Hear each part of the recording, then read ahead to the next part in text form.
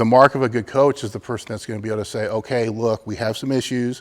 Here's what we need to change, because you know what to change because you've been there and you've been there with other clients, where that intermediate lifter is going to look at it and say, oh shit, is it my volume? Is it the intensity? Is it, and it may not be either. What it may be is the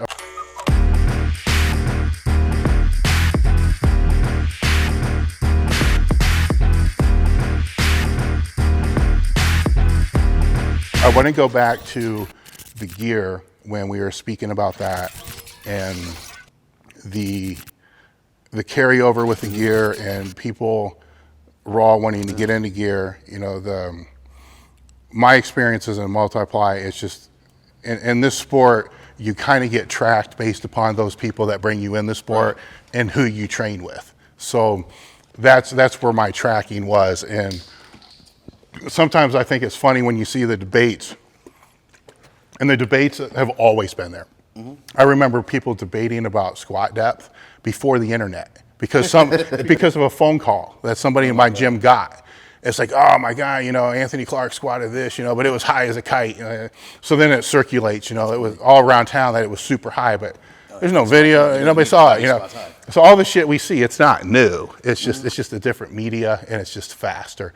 But everybody seems to forget that when people come into the sport, it's kind of like what school you go to or what college, you know, whatever it is, you're tracked in based upon who brought you in and what was in proximity and available for you.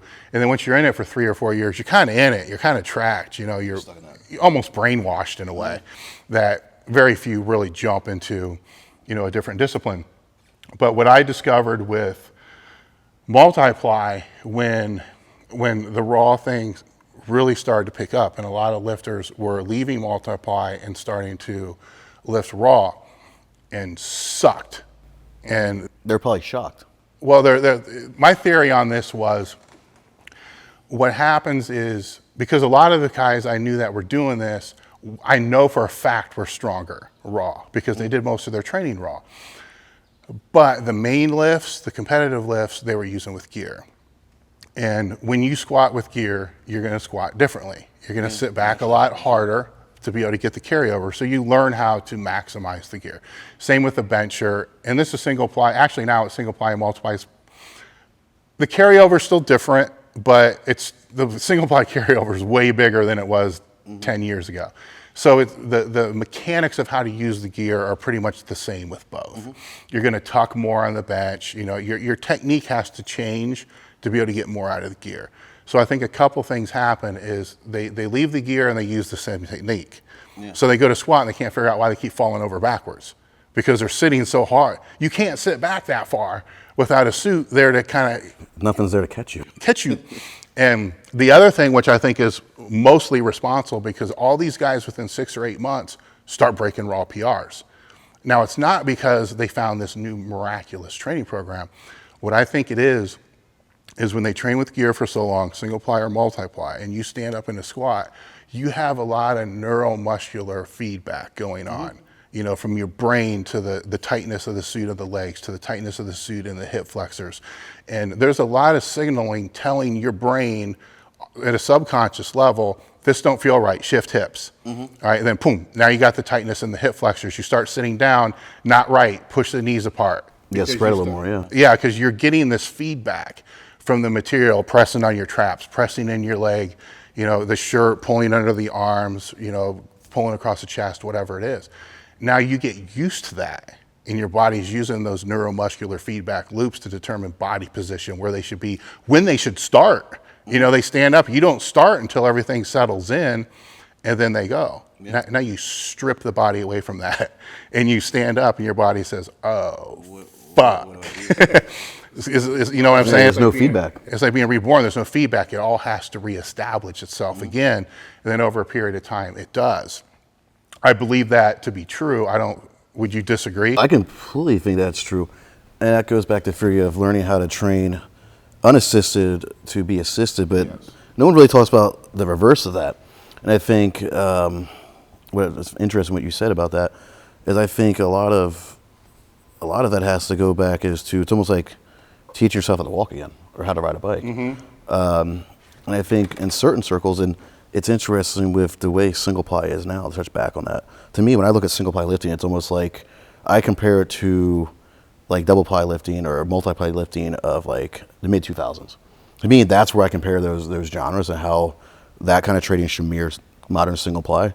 I did it successful with it, but it wasn't like I would say I didn't really master it because just single ply lifting. It's a lot of work, man. It's a lot of work. That in my, I just knew I was never going to get as most of the gear as my counterparts.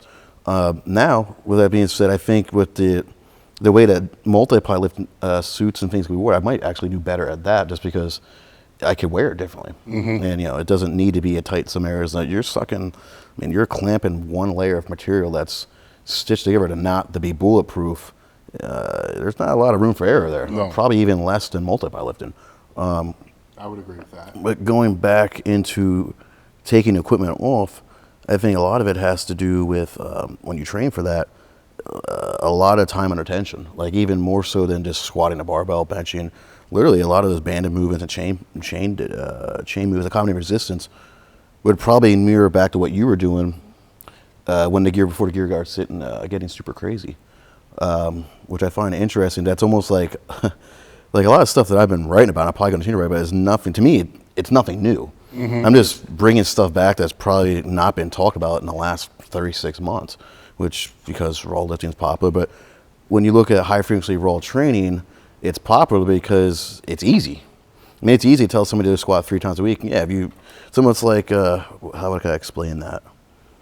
Well, if anything, if you like shoot a ball into a hoop 1,000 times, your free throw percentage would automatically go up. Yeah. Even if it's by 1%, because you're exposing yourself to that same stimulus over and over again that you're going to automatically understand what to do. And you're technically going to become more efficient. Yeah. But that doesn't, becoming technically proficient and then becoming maximally strong, to me, are two different animals. Yes. And a lot of times those training methods don't merge at all.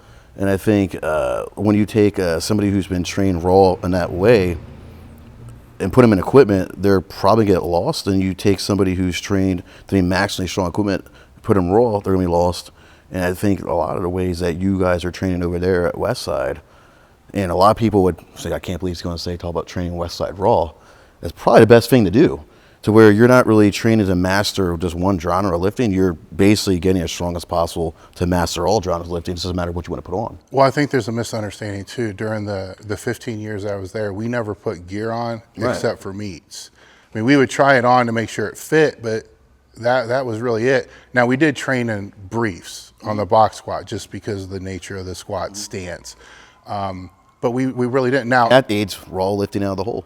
Yes, and when towards the end of my time there, we had to start to find a way to implement the gear in more, because we're getting 40, 50 pound carryovers on a bench shirt and somebody else is getting 250. You can't get 200 pounds stronger in a year. No, it's impossible. But you can figure out the skill of that gear to be able to get that same carryover. Where I think the problem arises with the questions that I'm seeing today, or the potential problem arises, is raw lifters want to jump into single ply, do a meet, or just use it for their own training for 12, 16 weeks, and then jump out of that and then go do a cycle for a raw meet. And if this neuromuscular feedback loop is happening like I think it is, they're going to have issues. They're going to jump in the gear. It's unless their form is exactly the same to where it would be like a reverse band squat or something like that, I think it's going to be more detrimental than beneficial. Yeah. Unless it's one max effort exercise on one day and that's it. Which would probably go back to the way you were trained in the beginning anyway.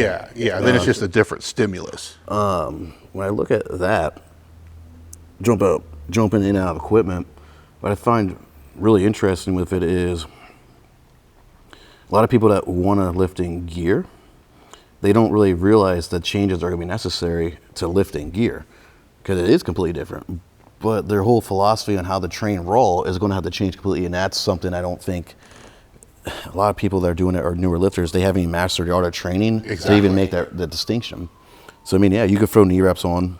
That's even going to change the way you do things. So then you start putting on, whether it's loose or not, any type of equipment on, your body's not going to know what to do. With a trainer motor unit capability to do that, you're totally training specificity and raw training, which will drive your raw lifts up if you're a crappy raw lifter, which would then come back into kind of the way I train a little bit. And there are aspects of that methodology is more of knowing when to take loadings of volume and knowing when not to. Because the loadings of volume are nothing more as one skill put in a box for, like you said, a very calculated result, which is literally periodized training to me is nothing more than just mastering technical prowess. There's no other purpose of building strength but mastering technical prowess. Like over 10 weeks, if you do the same thing over again, you might get 3% stronger, but 3% on somebody who squats 200 pounds, that's negligible. They're not going to you go, oh yeah, you got 3% stronger. 10% off of that is 20 pounds, half of 20 is 10. So we're talking like 5 pounds. They're not going to care they got 5 pounds stronger in 10 weeks. To them, that's no result. Yeah. So what I look at like that is, as long as you don't negate any aspect of training, you're looking at more like, I think I wrote in the first article, is strength is a measurable at that instant, and then the skills to build it are what really needs to be trained. So it's basically strength quality and strength skill, which, it ties it into, the conjugate stuff, West Side stuff, really Olympic weightlifting type of training based on not the structure, but or the prescription of exercise, but more over the methodology of strength, which strength can be built in a very basic module or a very advanced module, but even the most basic skills, the most advanced athlete will have to come back to at a certain point in time. So if you master gear and you want to lift raw, I kind of leave 4 or 5 weeks of just a real basic, maybe low frequency training just to build the skill of the feel, and then go right back to what you're doing. Well, the most basic parts of all training is going to be 80% of it. Yeah. It really does, unless it's just a completely stupid program. There's some out there. Yeah, there are some, but 80% of all programming is pretty much the same. It's that 20% differential that's different, and that's where it becomes really individual. It becomes and there's a mental aspect too. It's some people, are mentally more attuned to liking change a lot. They're very comfortable with uncertainty. So to be able to do something like West Side, where you're switching to max effort exercise every week, is going to fit their personality better. So they're going to be able to make progress better. Somebody that's more in tune to certainty, they want things set out and structured, probably won't do real good on that, because a lot of times those max effort exercises change that day. And you do 2 warm-ups, that's like, fuck, this ain't gonna work, and you do something else. So personality plays into it, individuality plays into it, how the body responds. There's a lot of factors that play into it, which a beginner has to kind of figure out on their own. A coach can help them, but I do think at the beginner level there's a lot of over-coaching, where makes things way too complicated. Yeah, coaches need to help, but they still need to leave room for the client to be able to make their own mistakes and learn, and stumble through. So they understand the process, because so much of training at the higher level, which is where any coach should be aspiring to take the client to, it's all auto-regulated, based upon your experience and training philosophy to get there. You can lay out the best perfect plan and go in the gym, and I will guarantee what you have on paper, if you were to, here's your plan for the day, then you write down what you do, it's not going to be this. There might be 3 or 4 things that are close. It changes almost week to week, yeah. It's changing, but that's changing, and it's a good thing, and it's what all lifters should aspire to, because that's when you become great, is when you can be able to auto-regulate. You can assess your own skills. Yes, and still stay, you got to be able to auto-regulate, but still stay within the parameters of that week and that program. And that's that's where the advanced lifter can really, really help the intermediate to be able to kind of learn all that kind of stuff. You almost got to see it happening before it happens, if you will. I do, and I honest to God, I really do. I think not only do you need to see it, you need to train with the people to be able to see it. That you're not going to learn this shit on a YouTube video showing 1 max rep. You're not going to see everything that happened. And I think in this sport especially, we're starting to see a lot of fragmentation of people not training in groups, not training with other lifters. You can take somebody and have them train, with you in the gym with you. They don't even have to be training with you, but training in the gym with you at the same time.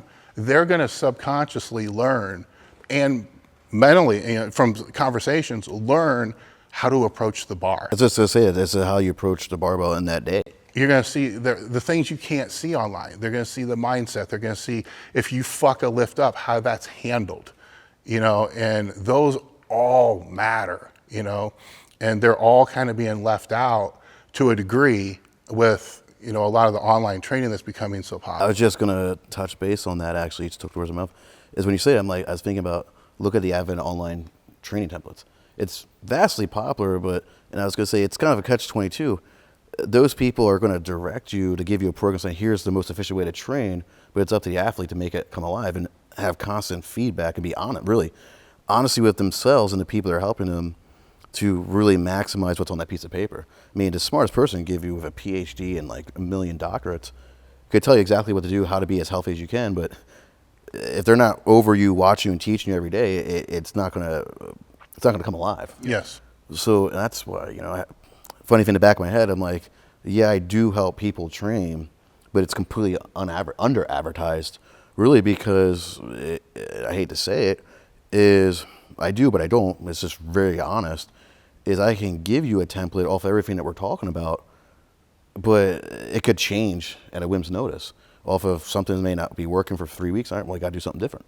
But then you'd be like, well, you told me this is going to work. Well, yeah, sometimes shit doesn't work. Yeah. Theories are nothing more than logical approaches. Yeah, logarithms, really. So when you look at it, is people are looking. I think a lot of powerlifters, beginners, they're seeking knowledge. So to click on somebody's website, get a free 12-week program, buy their next edition of the program because it works, and it will work because they're new, and then wonder why. Oh, I did this guy's program. Why isn't it working anymore? And then they go search. It's like shopping for a new pair of shoes. You're looking for the best deal. They're getting a bang for your buck, but not realizing what they're usually buying from somebody else is almost the same crap that they've been doing. So it's almost like you might want to sit down and say, what is the methodologies I'm being asked to do, and how can that be expanded upon? The mark of a good coach, if it's online or off, is the person who's going to have that ability to be able to say, this isn't working, we need to change this. Mm-hmm. It's the ability to make the necessary changes, because anybody can go download a 12-week program. I mean, yeah, it's very simple. Yeah, I mean, 30 years ago, it was a workout a month in Powerlifting USA. It's like, I'll use that, and you go through, and after 4 weeks, you're like, oh shit, man, I'm missing reps. I got to change this. The mark of a good coach is the person that's going to be able to say, okay, look, we have some issues. Here's what we need to change, because you know what to change because you've been there, and you've been there with other clients, where that intermediate lifter is going to look at it and say, oh shit, is it my volume? Is it the intensity? And it may not be either. What it may be is the aerobic capacity drop to where you can't recover anymore. You're doing too much. Yeah, and an experienced coach can look through all those different variables and say, you know what, we don't need to change this. Why don't you just get to bed earlier? And there's a lot of different, there's a lot of variables.